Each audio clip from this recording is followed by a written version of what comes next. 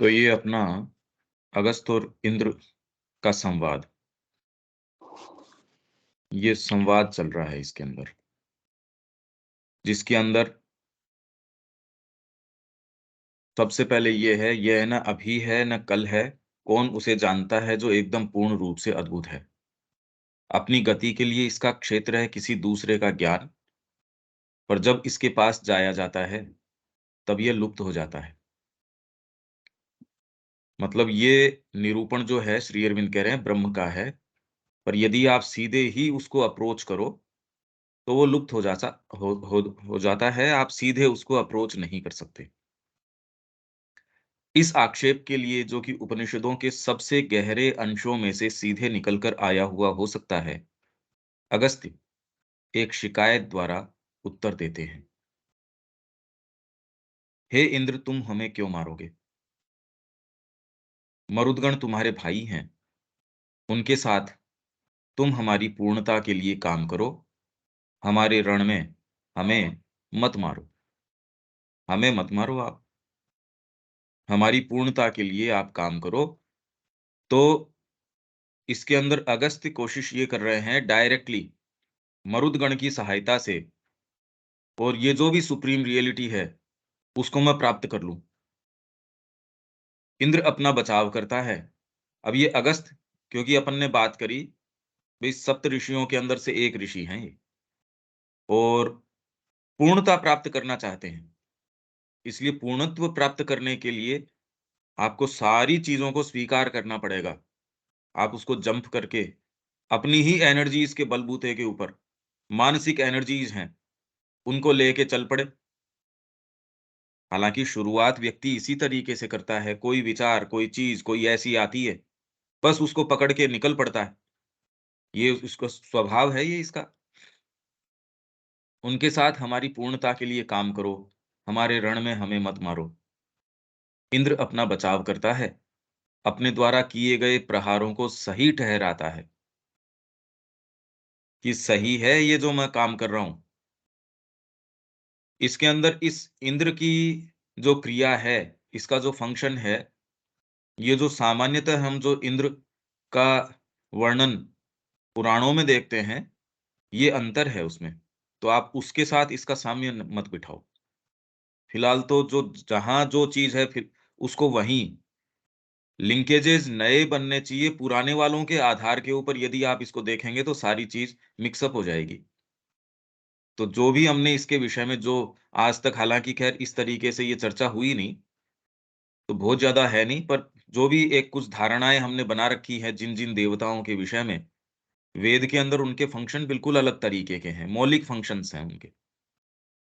हे मेरे भाई अगस्त्य, तुम हमारे साथी होते हुए भी किस लिए हमसे परे सोचते हो?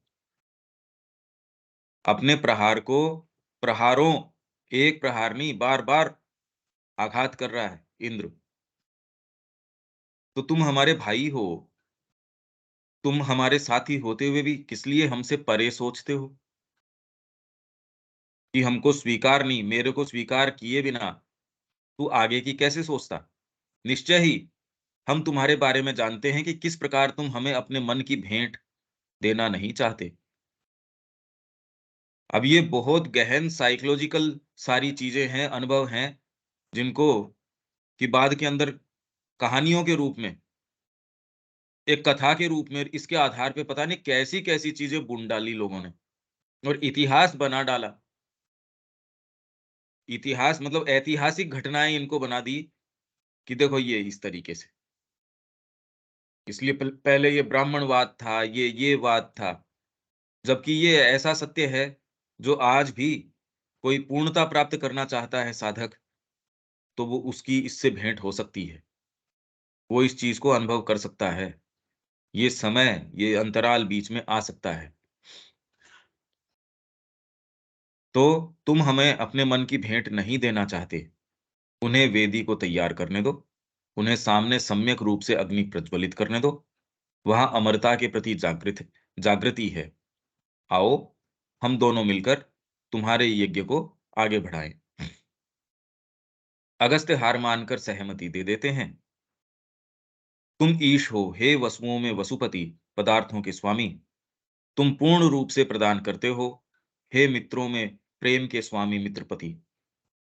इंद्र, तुम मरुतों के साथ संवाद करो, सत्य के अंदर भेंटो, हव्य का आस्वादन प्राशन करो।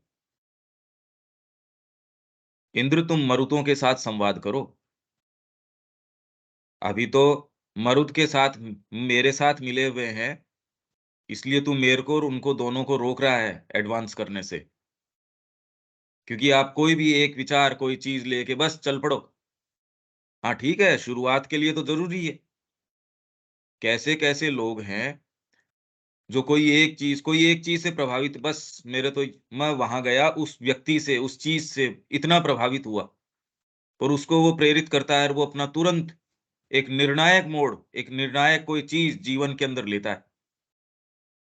हाँ, पर वो उस समय विशेष के लिए, उस निर्णय के लिए तो इम्पोर्टेंट थी। आपके जो कदम थे उनको दिशा देने के लिए, तो उस समय के लिए तो हमेशा उसको लेके तो नहीं चल सकते।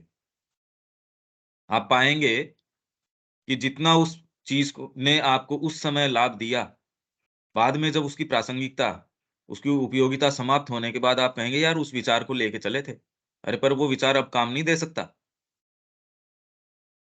तो आध्यात्मिकता के अंदर व्यक्ति कई बार अपनी एनर्जीज़, थॉट एनर्जीज़ को लेके, अब ये क्या होते हैं इन दोनों के बारे में हम पढ़ लेंगे।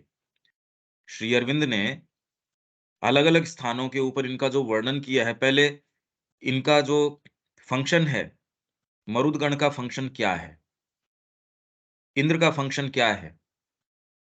तो इससे हमको थोड़ा-थोड़ा इनका एक एक इंट्रोडक्शन मिले इनका, कि इनका फंक्शन किस तरीके से है, हमारी साइकोलॉजी में ये कैसे काम करते हैं, इसलिए क्यों ये ऐसी स्थिति आई है अगस्त्य के सामने, और ये जो भी साधना अपनाता है और इस तरीके से चलता है, उसके सबके सामने इस तरीके से आती ही है।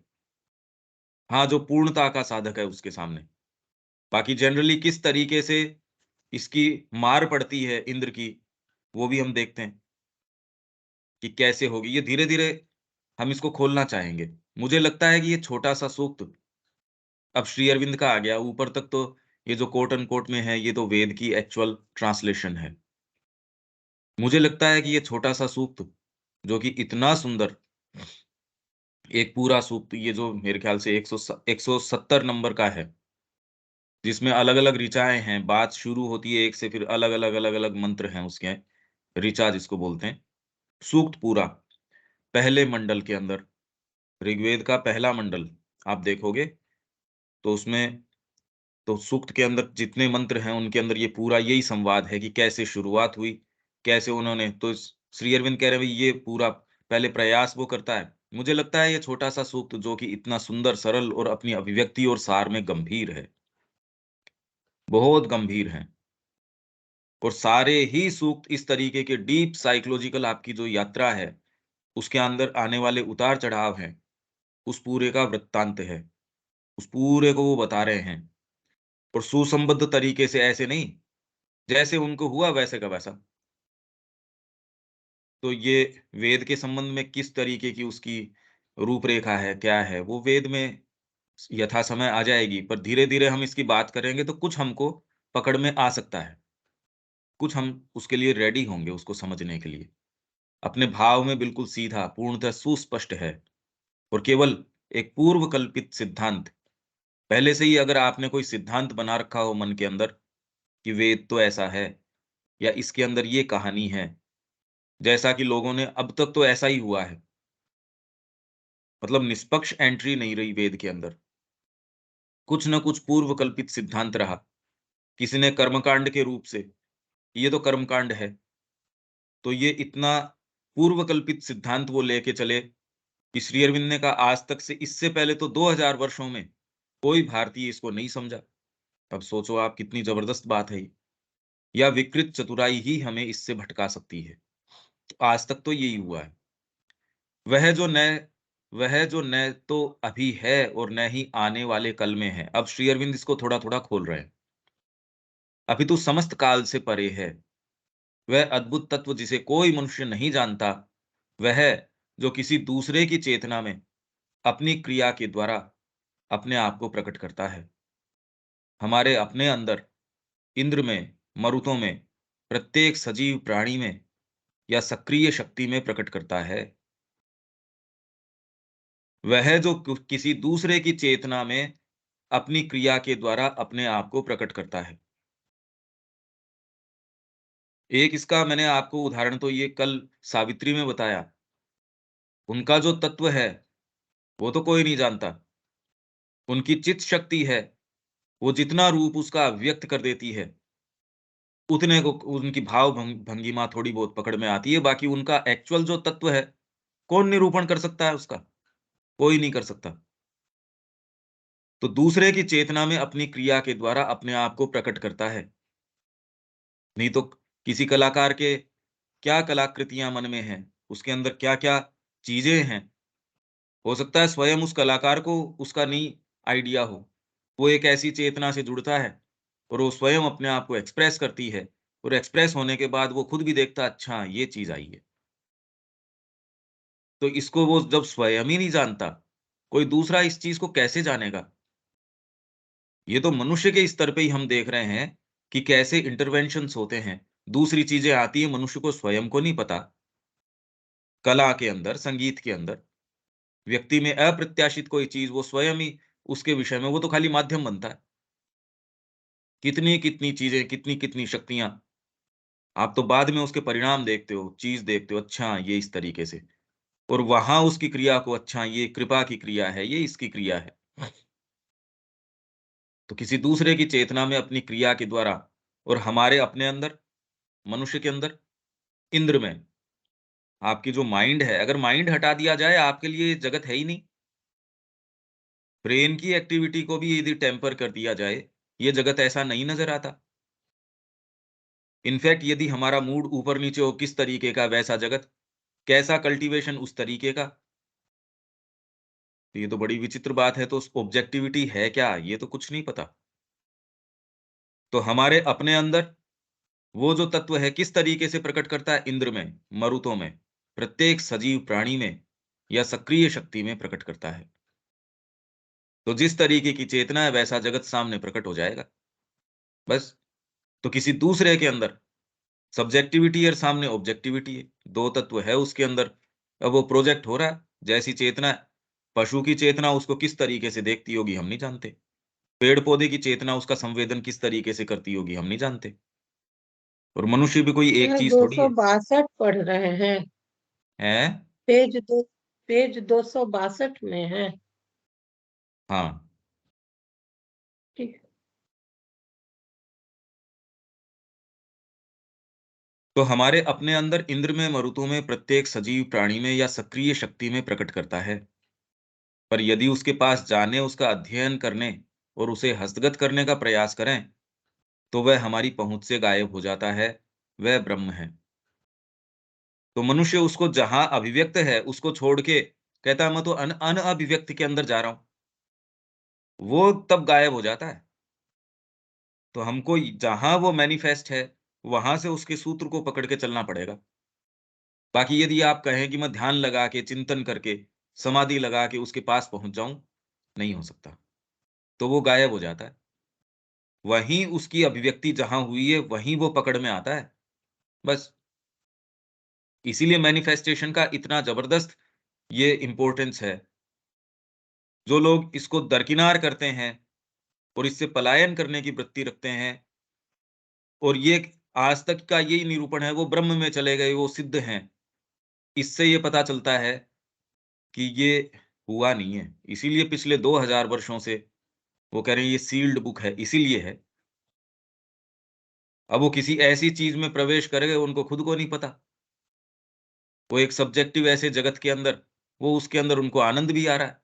और डेफ़िनेटली जिस तरीके की ये हमारी ये है, इससे तो कहीं भी आप प्रवेश कर जाओ, वो आनंददायक ही है। हम तो ज़्यादा से ज़्यादा तकलीफ़ की स्थिति में हैं। तो वो हमारी पहुँच से परे चला जाता है, गायब हो जाता है। आप इसको अभिव्यक्ति को छोड़ के और इसको दरकिनार करके, इसको रिस्पेक्ट नहीं करते हो और कह देते हो हम पूर्णता को छोड़ के कोई एक चीज़ बस एक सूत्र पकड़ के हम चले जाएँगे, ये नहीं हो सकता। तो यदि इस दृष्टिकोण से देखें, पारंपरिक जो भी आध्यात्मिक सूत्र रहे या जो भी रहे, बहुत जबरदस्त प्रयास रहे, पर अब देख लो इस मानदंड से क्या रहे। भारतीय चिंतन की कोई अन्य अवधारणा इस गहन और सूक्ष्म विवरण में सही नहीं बैठती है। तो इसलिए वास्तव में साधना है, योग है, इनकी जब बात करते हैं, ये है क्या फिर? मतलब हम अप्रोच कैसे करें? मैं एक दूसरा रेफरेंस आपके साथ शेयर करता हूं।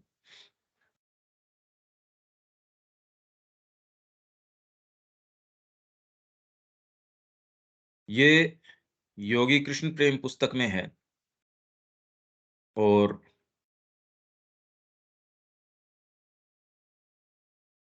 ये कृष्ण प्रेम का पत्र है, जिसको बाद में श्री अरविंद ने भी बहुत इसकी प्रशंसा की है, इस बात की। तो ये है धर्म अथवा योग, तुम जो चाहे वह पुकार सकते हो। एक चीज है, यह कोई शक्ति प्राप्त करने के लिए या फिर उसके अपने लिए ज्ञान की खोज नहीं है। भाई जनरली हम अप्रोच कैसे करते हैं उस रियलिटी को? भाई उस रियलिटी को अप्रोच करने का हमारा तरीका धर्म के द्वारा, योग के द्वारा। तुम जो चाहे वह पुकार सकते हो, एक चीज है। यह कोई शक्ति प्राप्त करने के लिए या फिर उसके अपने लिए ज्ञान की खोज नहीं है। आप अप्रोच जो करते हो, मेरे को क्या प्राप्त हो जाए, उस तत्व का ज्ञान प्राप्त हो जाए।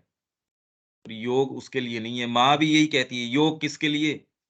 तीसरे वॉल्यूम में पहला ही जो प्रसंग माँ का शुरू होता है, इसी से शुरू होता है। भले ही गुह्यवादी अध्यात्म भावित व्यक्ति ज्ञान का अनुसरण, उसकी खोज कर सकता है। गुह्यवादी मिस्टिक आध्यात्मिक व्यक्ति अध्यात्म भाव से संपन्न होके ज्ञान का अनुसरण कर सकता है, पर वो ज्ञान का अनुसरण उसके भीतर कोई चीज है जो मार्ग का की ज्ञान के हिसाब से चल रहे हैं। भी वर्तमान में हम जो अभी चर्चा परिचर्चा कर रहे हैं, उसमें एक काम पर हम कर्म थोड़ी छोड़ रहे हैं, भाव थोड़ी छोड़ रहे हैं। तो गुह्यवादी अध्यात्म भावित व्यक्ति ज्ञान का अनुसरण और उसकी खोज कर सकता है, पर अपने आप में योग जो है, वो ज्ञान की खोज के लिए नहीं है, न शक्ति प्राप्त करने के लिए है। कि आप अप्रोच कैसे करें उस सुप्रीम रियलिटी को। यह कोई सुंदर रूपों का सृजन नहीं है, भले ही गुह्यवादी सौंदर्य को प्रकट कर सकता है।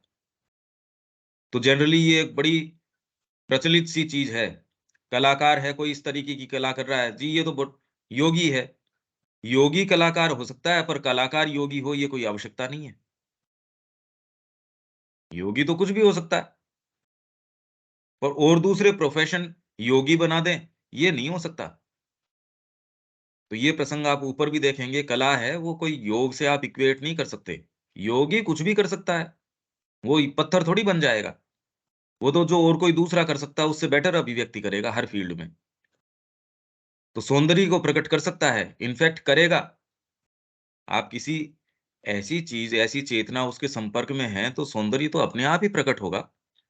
यह धुंधली अमूर्तताओं के विषय में कोई उदात्त चिंतन नहीं है। धुंधली अमूर्तताएं, एब्स्ट्रैक्शंस, कि भगवान ऐसी कोई शक्ति है, ऐसा कोई ज्ञान है, ऐसा कोई ये है, वो कोई अमूर्त विषय नहीं है। और ये इसलिए कह सकते हैं, अपने पास एक छोटी-सी वो प्रसंग मैंने बताया था, मूर्ति रखते थे कृष्ण प्रेम, ट्रेन के अंदर जा रहे थे। वो अंग्रेज लेडी थी, देख के इतना नाराज़ हुई कि तूने तो लज्जित कर दिया पूरी हमारी जाति को। ये क्या भेष बना रखा है, शर्म नहीं आती तेरे को? ये सब करके तेरे को क्या मिला? तो इनको तो कोई फ़र्क पड़ा नहीं इस बात से, जेब से वो छोटी-सी जो विग्रह था इनके, वो निकाल के कहती, मैडम ये मिला मेरे को। अब वो क्या समझे कि क्या मिला? वो सारी चीज़ छोड़ के ये मिला मेरे को। पर जिसको मिला हो वही तो बता सकता है ये बात। आज बातें-बातें हैं, अगर मिले तो आप में ये कॉन्फिडेंस आए जी ये मिला मेरे को। ये चीज़ मिली जो सारी चीज़ों से ऊपर है, तो अमूर्तता थोड़ी है वो तो, ठोस मूर्त चीज़ है वो। कोई उदात्त चिंतन नहीं है, यद्यपि गुह्यवादी के विचार भली-भाँति उदात्त हो सकते हैं।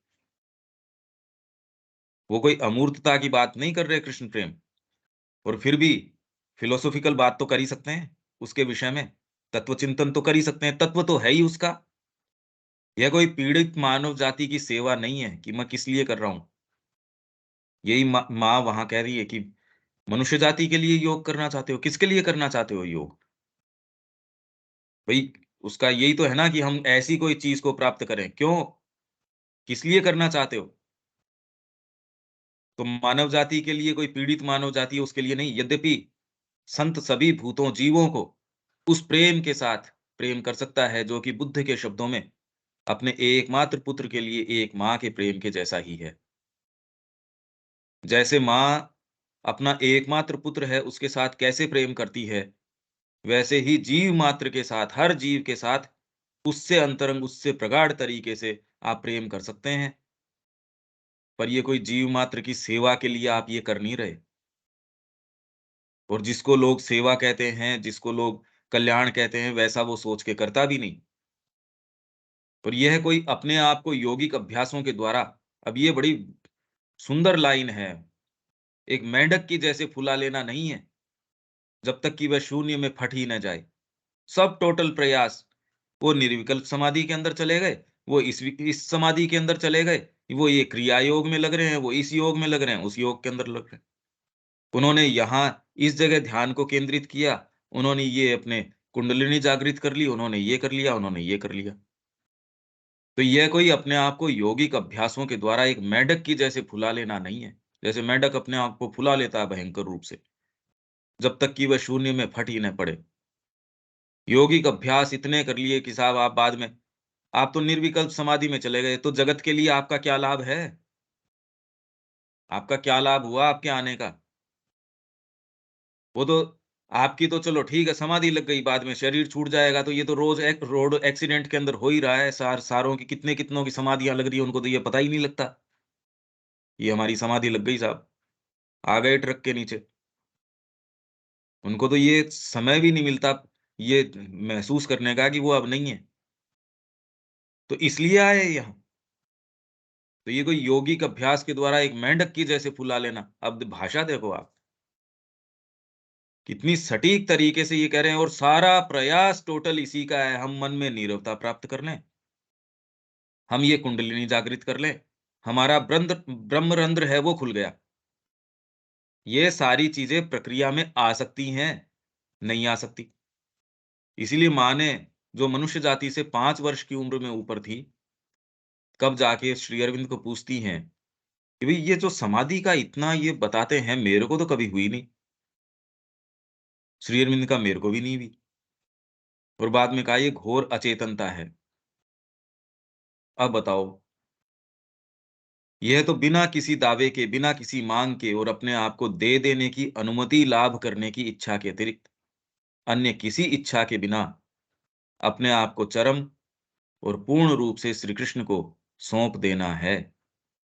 एकमात्र जो भाव जिससे आप अप्रोच कर सकते हो, बिना किसी दावे के, बिना किसी माँग के। और ये कहना क बड़ा आसान है, नहीं, नहीं हम बिना दावे के, बिना माँग के, ये तो कोई दे और कोई इसमें प्रवेश करे तब पता चलता है। इसमें हमसे हमारी कोई अनुमति थोड़ी ली जाती है, कि आप दावा करेंगे या नहीं करेंगे, आप माँग करेंगे या नहीं करेंगे, आप ऐसा करेंगे या नहीं करेंगे, ये हमसे कोई अनुमति, हमारा हार्ट हमसे अनुमति लेगा क्या कि मैं धड़कूँ या नहीं धड़कूँ? अभी तो सारे एक्शंस बढ़िया हैं कि एट लीस्ट कम से कम स्वचालित तरीके से चल रहे हैं। अपने आप को दे देने की अनुमति लाभ करने की इच्छा, अनुमति मिल गई भगवान से, दे दिया की बात नहीं। शब्द का आप ये देखिए, अपने आप को दे देने की अनुमति लाभ करने की इच्छा के अतिरिक्त और कोई इच्छा नहीं है कि मेरे को ये अनुमति दे दे भगवान, कि मैं अपने आप को पूर्ण रूप से उनको समर्पित कर दूँ। इसके अतिरिक्त अन्य किसी इच्छा के बिना अपने आप को चरम और पूर्ण रूप से श्री कृष्ण को सौंप देना है। वे सभी कार्य जो इस दान में सहायता करते हैं या इसके प्रतीक हैं, वे सब साधना हैं। वे ही सच्चे आपके साधन हैं। जो भी चीज़ें, अब उसमें अगर ध्यान आपकी सहायता करता है तो ध्यान ठीक है, उसमें कर्म आपकी सहायता करता है, कर्म ठीक है। जो कोई भी चीज़ इसमें सहायता करती है, सिंसियरली देख लो, बस। मेरे को क्या करना चाहिए, ये चीज़ करनी चाहिए। जो भी चीज़ इस दान के अंदर सहायता करते हैं, भई हम उसके संपर्क में कैसे आएँ? ये जिसकी हम बात कर रहे हैं।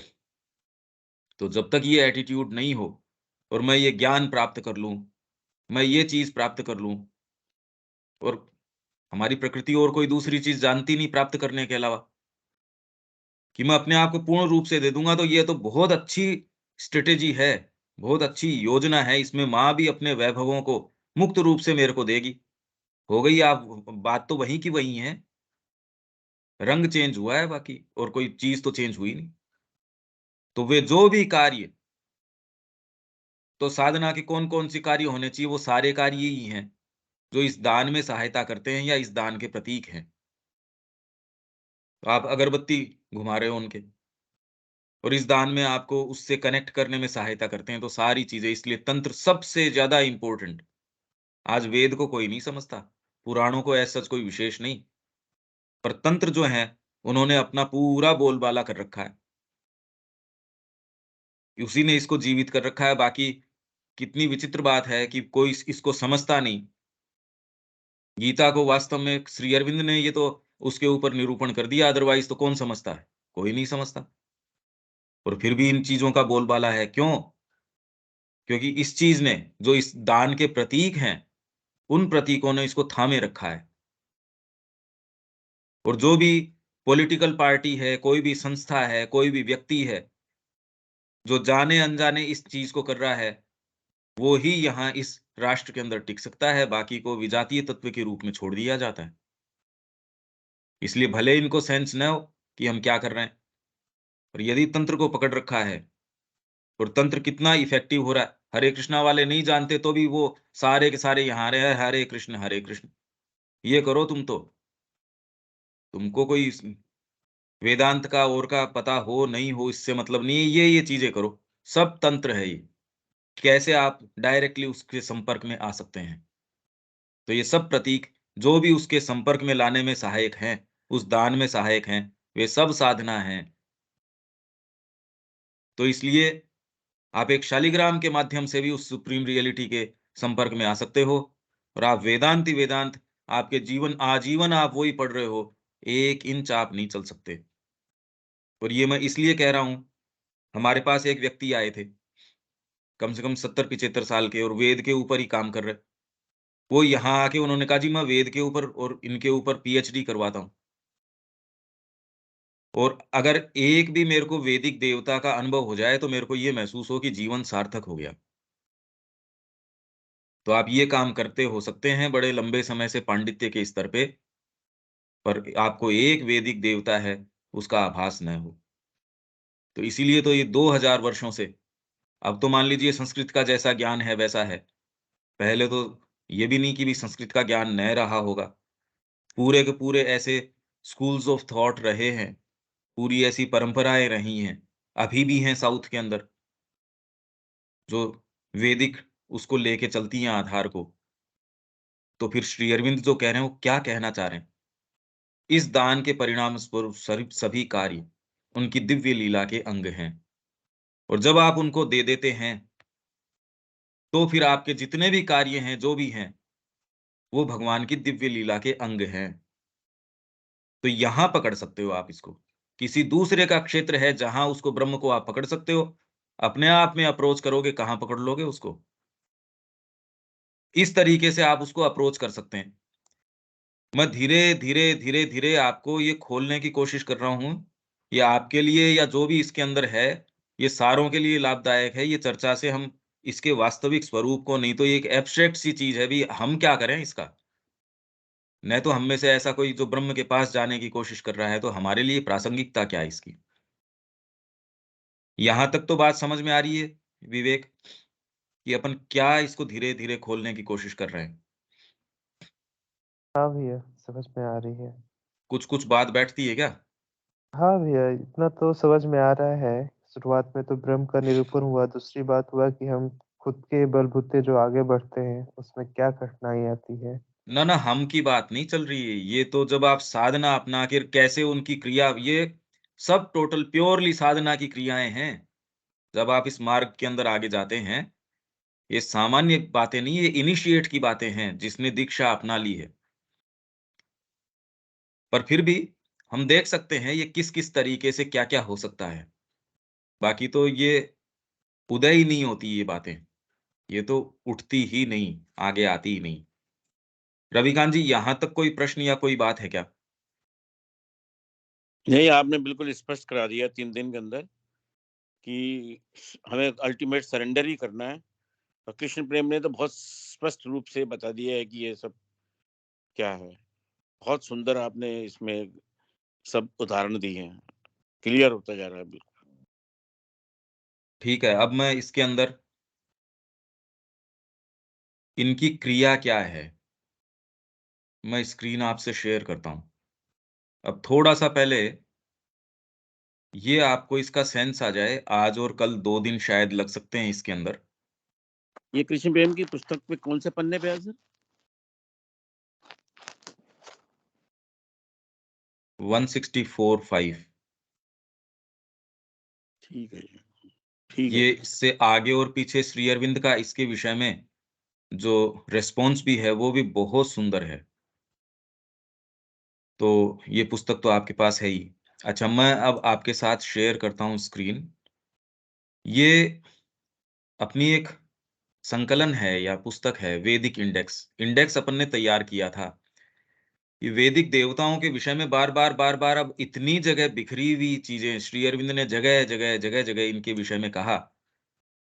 तो अब जब वेद के विषय में पढ़ते हैं बार-बार तो उतनी पुस्तकें तो नहीं खोली जा सकती। तो ये हमने अपने उसके लिए उपयोग के लिए तैयार करी थी। पर क्योंकि ये इतनी उपयोगी थी इसलिए अपन ने इसको पब्लिश भी कर दिया और लोगों ने काफ़ी एप्रिशिएट किया इसको। तो अब इसके अंदर 2 देवताओं का जो एक तो इंद्र और मरुदगण, इनके विषय में मैं थोड़ा-सा आपको क्योंकि ये आगे के बेस के लिए ज़रूरी है। ये आप लोगों के पास है नहीं इसलिए ये तो फिलहाल स्क्रीन आप देख सकते हैं। ये मरुत, ये जगह-जगह से हमने संकलन किया है। जैसे ये लगभग ज़्यादा तो ये वेद रहस्य के अंदर से है, बाकी उनके सारों के रेफरेंसेस दिए गए हैं। मरुत, मरुदगण भी बोलते हैं क्योंकि 49 49 हैं ये, जिनकी संख्या कुछ 60 तक भी बताते हैं। एनी हाउ क्योंकि इतने मल्टीपल है, थॉट फोर्स तो मल्टीपल हैं। थॉट फोर्सेस कोई एक थॉट तो होता नहीं, ये तो फोर्सेस हैं, शक्तियाँ हैं। तो इंद्र, अब ये हिंदी में है नहीं इसलिए मैं धीरे-धीरे आपको इसको खोलता जाता हूँ। इसमें कहीं कोई बात, कोई चीज़ नहीं आए, बाकी आप इसको साइकोलॉजिकल स्तर के ऊपर ही धीरे-धीरे अनुभव करने की कोशिश कीजिए और इसका कोई दूसरा उपाय नहीं है क्योंकि कोई मूर्त चीज़ एज़ सच तो है नहीं। जिसकी हम बातें कर रहे हैं, वो तो आपके मनोविज्ञान की क्रियाएँ हैं और उससे संपर्क में आने का ये सबसे अच्छा तरीका है कि आपके मनोविज्ञान में क्या-क्या क्रियाएँ होती हैं, क्योंकि इस जगत का निर्माण आपके मनोविज्ञान से हुआ है और इसके अलावा कुछ है ही नहीं। आप जो भी कोई चीज़ सामने देख रहे हैं, उसका निर्माण आपके मनोविज्ञान ने किया है। आपका जो इंद्रिय ढाँचा है और वो ढाँचा किस तरीके से काम करता है, आप कोई भी ठोस है, लिक्विड है, कोई भी चीज़ महसूस करते हैं, उसके साथ किस तरीके से इंटरैक्ट करते हैं, वो तो आपका ब्रेन का इस तरीके का कॉन्स्टिट्यूशन है इसलिए करते हैं। और साइकोलॉजिकली कैसे आप उसको लेते हैं, कितना आप अवेक हैं, कितना आप भीतर उनके उन फ़ोर्सेस के प्रवेश कर सकते हैं। भई वो ही फल एक पशु भी खा रहा है, पर क्या कर रहा है उसका? अगर हम कहें ठीक है देखो वो पशु ने उस फल को खा लिया, मनुष्य भी उस फल को खा रहा है। पर मनुष्य के अंदर जो दूसरी लेटेंट फैकल्टीज़ है, वो कितना भीतर इन रहस्यों के, भौतिक तत्व के या और चीज़ों के रहस्य में प्रवेश कर सकती है। क्योंकि उसके अंदर ये जो पावर्स हैं, ये जो शक्तियाँ हैं और ये जितनी ही विकसित होती हैं, वैसे ही जगत में आप रहते हो। तो इसलिए हर जने का अपना एक जगत है। ऐसे लगता है हम मोटा-मोटा कि हम एक से ही जगत में हैं, पर एक ही व्यक्ति 2 समय के ऊपर एक से जगत के अंदर नहीं रहता और 2 व्यक्तियों की तो बात ही छोड़िए। आप स्वयं ये देख सकते हैं कि आपके जीवन में पहले और इनफैक्ट हमने जब से ये अध्ययन शुरू किया है और कुछ भी आपके अंदर यदि गया है, तो जगत को देखने का आपका नज़रिया और जितनी ही गहराई से आप इसको देखते हैं, आत्मसात करते हैं, ये जगत वैसा रहता ही नहीं। तो यदि इतने समय में ये बदल सकता है, इतने से ही बदल सकता है, तो चेतना का आमूल परिवर्तन इसमें क्या परिवर्तन कर देगा वो देख लीजिए। तो हम इसी ऐसे ही क्षेत्र में अब प्रवेश कर रहे हैं। तो आपको कहीं कोई चीज़ के अंदर थोड़ा-सा कुछ हो, आप वहाँ रोक लेना। ये सारों के लिए लाभदायक होगा। पर जो नेचर जिस चीज़ का हम इसमें कर रहे हैं अध्ययन, वो बिल्कुल साइकोलॉजिकल है। Indra in becoming the Angiras becomes Marutvan, possessed of or companioned by the Maruts। Indra है, अब ये पूरी वैदिक भाषा है। अपन यहाँ एक प्रसंग के अंदर इंद्र की बात आई है, बाकी ये सारा का सारा मरुदगण का स्वभाव है। उसको उजागर करने के लिए हमने ये जो है, ये चयन किया है। तो ये वेदों की एक प्रक्रिया है कि कैसे हर देवता वो अंगिरा बन जाता है। अब वो क्या बनता है वो तो छोड़िए अभी तो। Becomes Marutvan, possessed of or accompanied by the Maruts, उनसे संपन्न होके या उनकी सहायता से। एंड दीज मरुत्स, ये जो मरुदगण हैं, ये क्या हैं? ल्यूमिनस, प्रकाशमान है।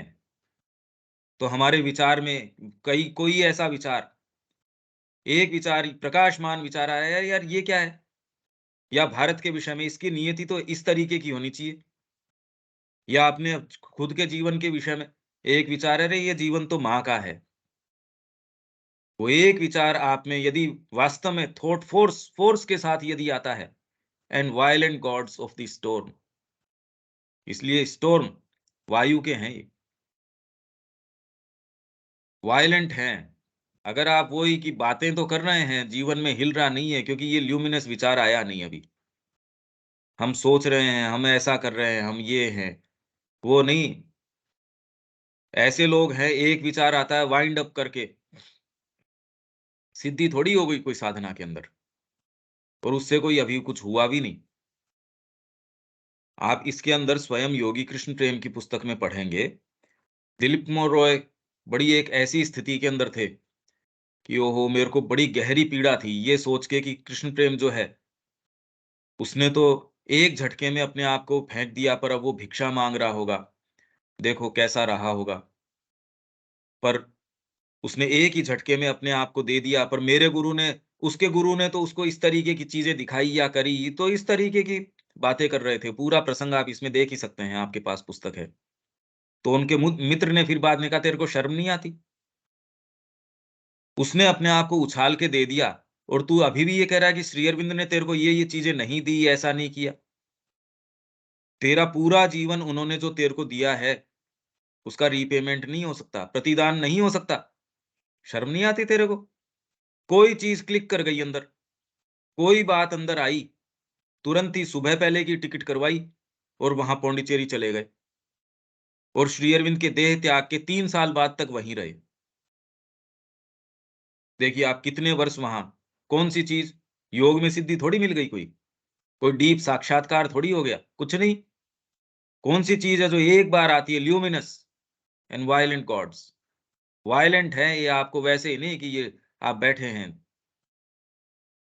पर आप उसी विचार को पकड़ के सोचे कि मैं परमात्मा को प्राप्त कर लूंगा, आध्यात्मिकता में चला जाऊंगा, मैं बस इसी एक ही विचार से प्राप्त कर लूंगा, कोई उससे थोड़ी। हाँ, पर आपके जो धूल जमी है, उसको एक बार ये हटा देता है। ल्यूमिनस है, प्रकाशमान है, ये ज्योतिर्मय है और वायलेंट है। इनका नेचर है मरुतों का, पर ये इंद्र के छोटे भाई हैं। तो आप इससे ये सोचिए कि इंद्र की क्रिया क्या है। And the lightning, God's of storm and lightning, जो बिजली कड़कती है और तूफान आता है, उसके वायलेंट और ल्यूमिनस गॉड्स हैं। वायलेंट होना एक चीज है, ल्यूमिनस प्रकाशमान भी हैं मुद्दे के हिसाब से। ये नहीं वायलेंस के अंदर जी, वायलेंस तो फिर बाद में दूसरे वायलेंस भी होते हैं, ये नहीं। आपको आत्मा की ओर निर्देशित करते हैं ये, ल्यूमिनस हैं ये, डार्क डार्क नहीं है। बाकी तो और दूसरे वायलेंट तो एक्ट हम रात दिन देखते हैं, वो सब डार्कनेस की ओर लेके जाते हैं। इनकी क्रिया क्या है? ल्यूमिनोसिटी की है, सही दिशा के अंदर। अब आपके जीवन में कब का क्या ये प्रकाश आया हो, कभी कोई चीज ऐसी हुई हो, उससे आप रिलेट करके देख सकते हैं कि किस चीज ने आपके वायलेंटली एकदम कि नहीं, ये नहीं, जीवन का तो ये रुख होना चाहिए। क्या कर रहे हैं यार, धूल जमा रखी है पूरे जीवन के ऊपर। बातें, कितनी बातें और कितने अच्छे जो है वक्तव्य लोग देते हैं, और उनका जीवन वैसा का वैसा, क्योंकि ये आई ही नहीं ये चीज अभी।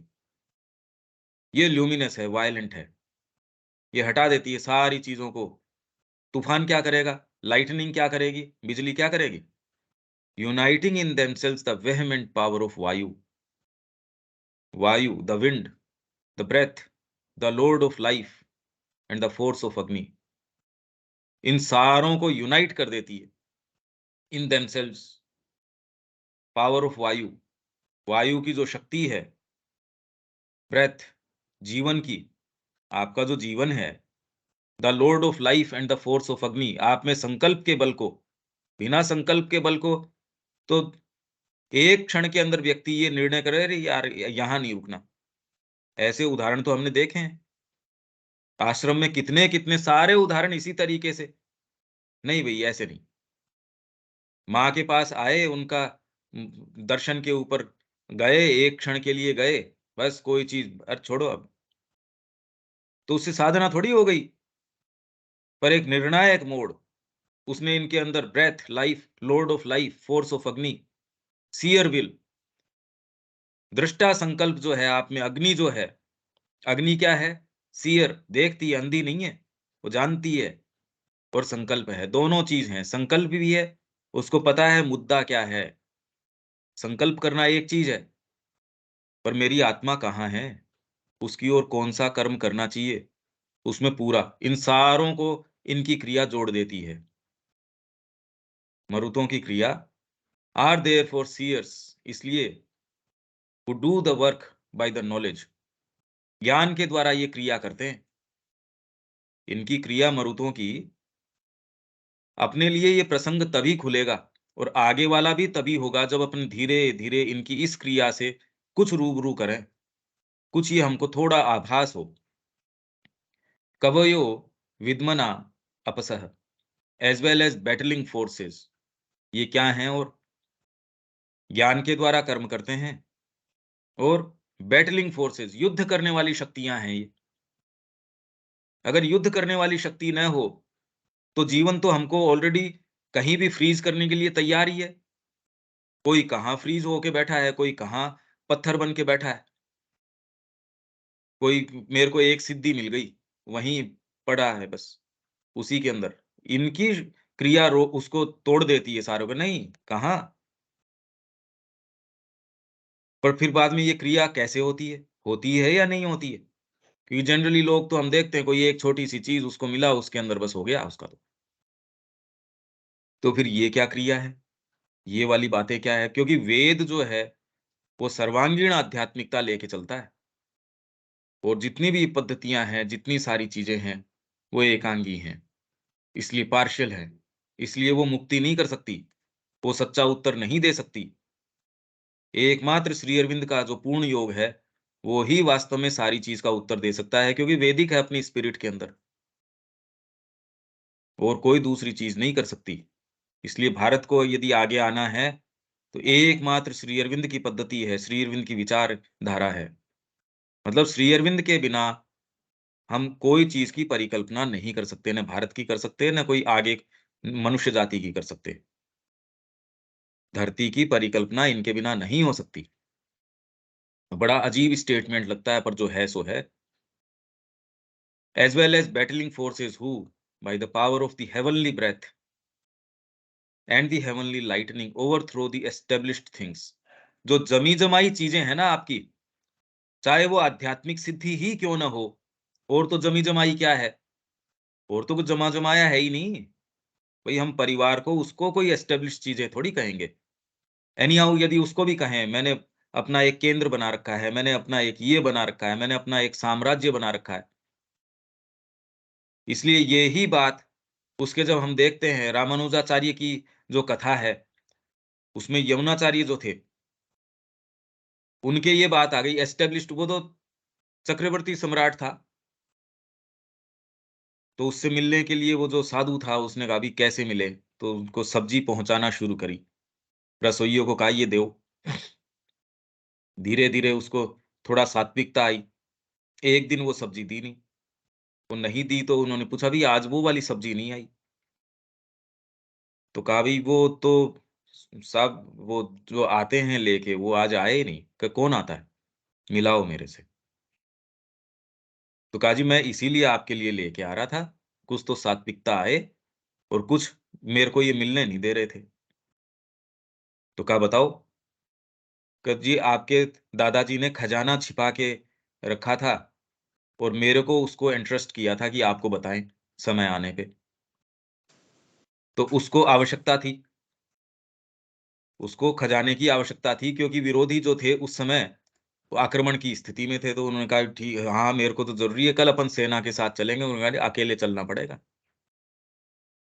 कहा ठीक है। गए, वो जहां हॉल्ट किया, जहां बीच में रुके, यात्रा थी, कई दिनों की यात्रा थी, जहां रुकते वहां प्रेम से गीता सुनाते। अब वो दूसरे दिन तीसरे दिन तो उसके अंदर ये जागृत हो गया भाव कि गया मेरा राज्य, मेरे को नहीं चाहिए, मेरे को कुछ नहीं चाहिए, मेरे को तो आप अपना दास बना लीजिए और मेरे को यही सुनाइए। यहाँ एक छोटी छोटी चीज है, छोटी छोटी हमारे पोजेशन है, वो नहीं छूटते। कहाँ आध्यात्मिकता, कहाँ कोई चीज। और यही आपके अंदर कोई आपको कोई आध्यात्मिक गुरु बना रखा है, महंत बना रखा है, तब तो कहना क्या। तो एस्टेब्लिश चीजों को ये आके अपनी लाइटनिंग से तोड़ देते हैं। आर्टिफिशियल ऑब्स्ट्रक्शंस, जो कृत्रिम आपने ऑब्स्ट्रक्शंस बना रखे हैं, कृत्रिमाणी रोधांशी, जो आपने अवरोध बना रखे हैं कृत्रिम, ये वेद का शब्द है। In which the sons of darkness have entrenched themselves, जो अंधकार के पुत्र हैं जिन्होंने अपने आप को उसके अंदर डाल रखा है। अब ये तो इसके उदाहरण तो अब अपने आप खुद अपने अंदर देख लो। तो आज तक जितना भी अध्ययन किया है वो किसके काम में आ रहा है वो आप देख सकते हैं। एस्टेब्लिश कर लिया हमने, बस हमको ये पता है, बस ये समर्पण कर देना चाहिए। तो आज तक हो क्यों नहीं रहा फिर, अगर ये पता ही है हमको तो।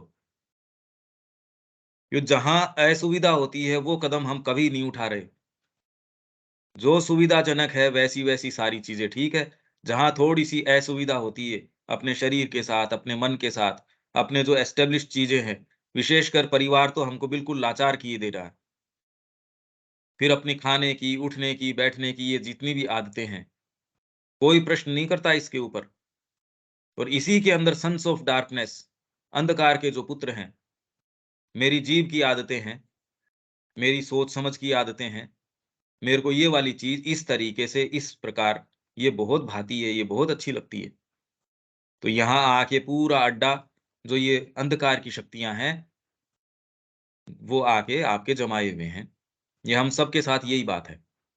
And aid in to become, to overcome Vritra and Dasyus. तो ये क्या करते हैं, इनको सबको तोड़ देते हैं। एस्टेब्लिश्ड आपकी चीजें उनको छिन्न भिन्न कर देते हैं ये मरुत, और इंद्र को सहायता करते हैं वृत्र और दस्यु। ये वेदों के अंदर आप में वो शक्तियों के नाम हैं जो विरोधी शक्तियां हैं। दस्यु, पणी, बहुत अलग अलग नाम हैं जो अपन सीक्रेट ऑफ वेद पढ़ेंगे तब उनकी प्रासंगिकता होगी। अभी तो कोई तुरंत के अंदर इसमें जाने से फायदा नहीं है। पर इसमें पणी कौन है, सेंसेस के द्वारा।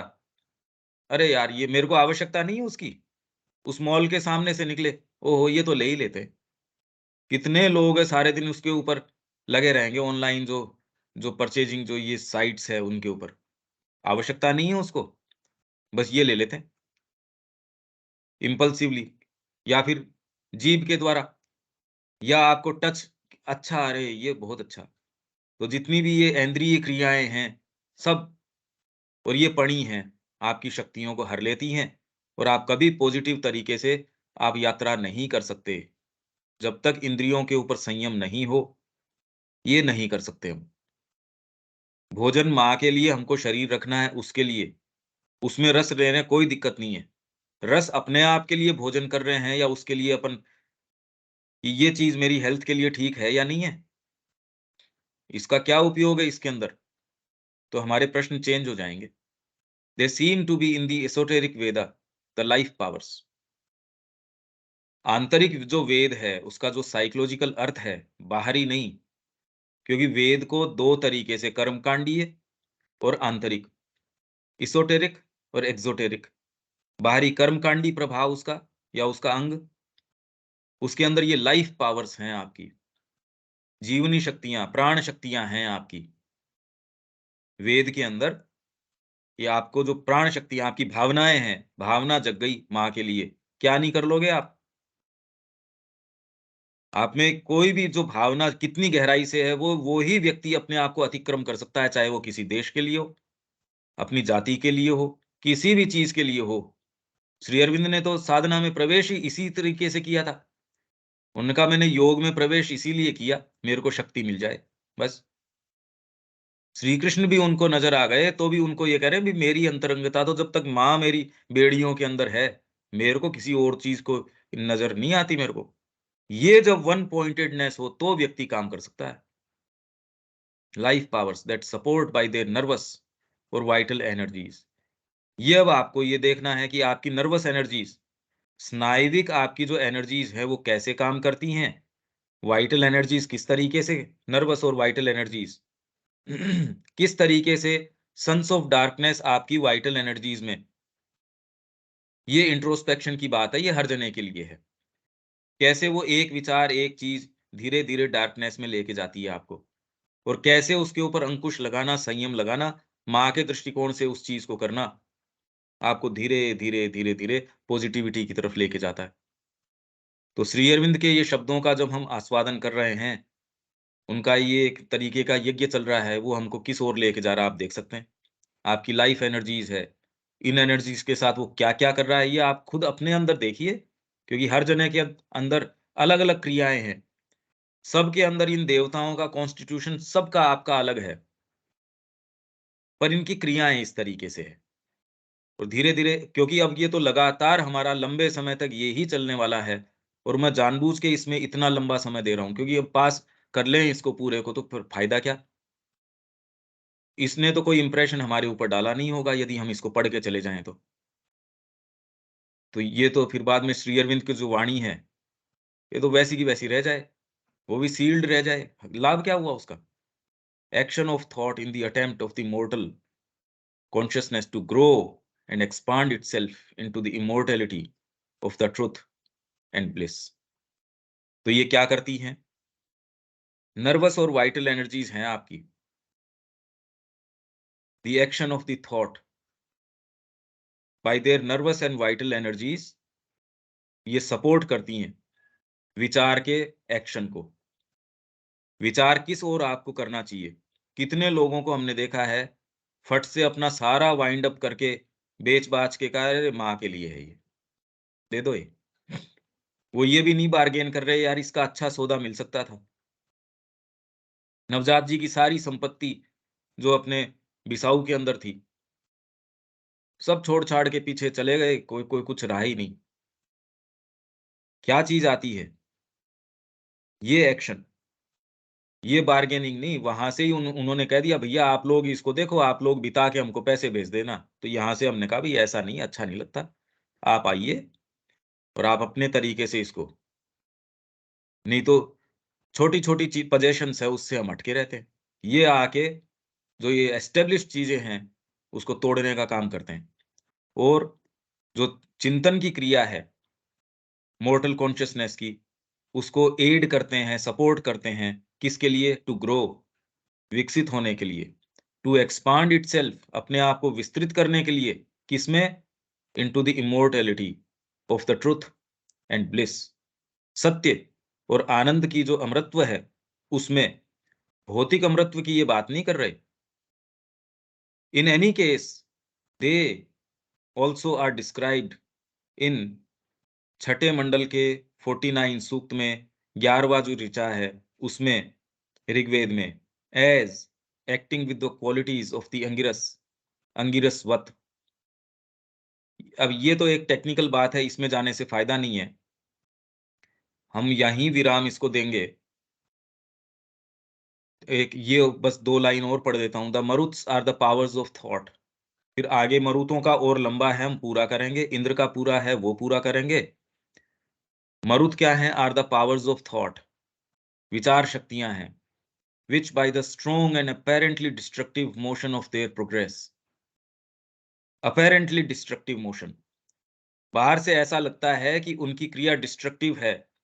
एक विचार आता है, आप पीछे से गया मेरा परिवार, तोड़ो इसको, ये पीछे एस्टेब्लिशमेंट है, तोड़ो इसको, हटाओ इसको, ये मैंने ये एफडीआई इकट्ठी कर रखी है, मेरे को नहीं चाहिए, तोड़ो इनको।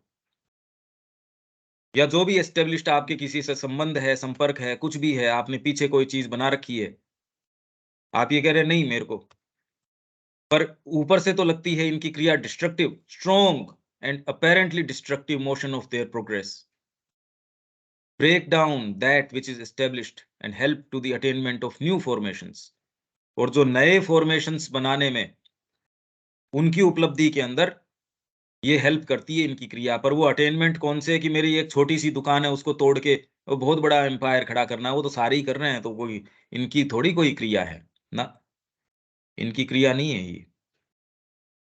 तो ये इनकी क्रिया है कि आपके जो एस्टेब्लिश्ड कितनी भी ऊंची से, मेरे को साहब ये सिद्धि मिल गई, मेरे पास ये शक्ति है, ये उसको भी तोड़ देंगे।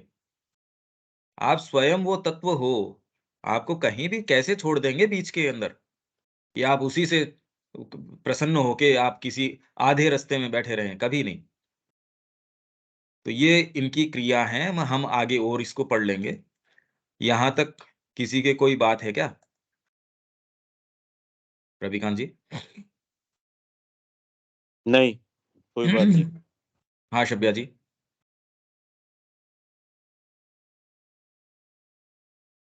भैया, हनुमान चालीसा में पढ़े थे, चले मरुत 49, हाँ तो उस 49। समय भी नहीं समझ में आया था, लेकिन अभी मरुत का एक अलग अर्थ है, थोड़ा थोड़ा हाँ वो गर्भ में पहले तो 7 टुकड़े कर दिए इंद्र ने, फिर 7 के और 7 कर दिए, कि उसको ये लगा कि मेरा शत्रु पैदा होने वाला है, तो गर्भ के अंदर ही टुकड़े कर दिए। तो फिर उन्होंने कहा भी हमको क्यों मारते हो, हम तो तुम्हारे ही साथी हैं। तो फिर बाद में वो 7 के 7 टुकड़े 49 टुकड़े हो गए उनके। ऐसी कहानी है। एनी हाउ, पर ये इसका कितना गहन आध्यात्मिक इसका सिग्निफिकेंस है एकदम वो। अलग चीज है भैया, एकदम अलग चीज है। हाँ, तो हम इन देवताओं की जो क्रिया है वो कैसे साधना के अंदर प्रकट होती है, मैं ये कोशिश करूंगा कि भी ये कुछ सामने आ पाए। यदि आप प्रश्न करेंगे तो ये जो रिकॉर्डिंग हो रही है ये सब के लिए, क्योंकि ऐसी चर्चा कोई करता नहीं, और इसमें जितने और प्रसंग हैं वो एक किसी चीज को पकड़ेंगे, पर इसको साधना से एक्चुअल जो डिटेल्स है, अब कृष्ण प्रेम का यदि इसके साथ नहीं लें तो कोई मतलब नहीं निकलता। आप सोचते हो हम इनकी क्रिया बस हम जान गए रे, क्या क्या जान गए क्रिया? नहीं, तो यहां हम इसको विराम देते हैं शब्या जी। अब ठीक है भैया। आपको भी अपने आप जो प्रैक्टिकल लाइफ है उसमें अगर इसमें प्रवेश करना चाहते हैं तो अब मूलभूत अंतर लाना ही पड़ेगा रविकांत जी, शब्या जी, आप सारों को, नहीं तो आएगा ही भैया। आपके भोजन पे, ये आपके अलग चीज उठने पे, बोल रहा है। बैठने पे, आपके हर ये चीज पे आपको जो संयम है हाँ, वो आपको लगाना ही पड़ेगा। आपके उठने बैठने, चाहे चाय की क्रिया हो, कुछ भी क्रिया हो, अब वो क्या क्या क्रियाएं हैं मैं नहीं जानता, और कितनी क्या हैं, वो आपको अपनी थॉट फोर्सेस जो लाइट की तरफ है उनको लगा के, और अपने लिए उसका पर्याय है माँ, बस। जो चीज उनके दे निहित जाएगी नहीं है, भैया माँ हम लोग को, है जी, हाँ। तो रास्ता अब ये पकड़ा रहे। अपने को ये अंकुश इसके ऊपर लगाना ही पड़ेगा। तो आपके जीवन में जो ये वेद है, नहीं तो ये नहीं समझ में आएगा। मैं कोशिश करूंगा जितना मैं प्रयास कर सकता हूं, पर मैं ये चाहता हूं कि आपको लाभ मिले इसका। मिलेगा भैया, आज बेटा 9:30 मिल बजे, जाएगा। ठीक है, 9:30 बजे है आज इंडियन कल्चर की, आप जो चाहें आप जुड़ सकते हैं। मैं इस ग्रुप में उससे जुड़ने का लिंक शेयर कर दूंगा। ठीक, जय श्री माँ। जय श्री माँ भैया। जय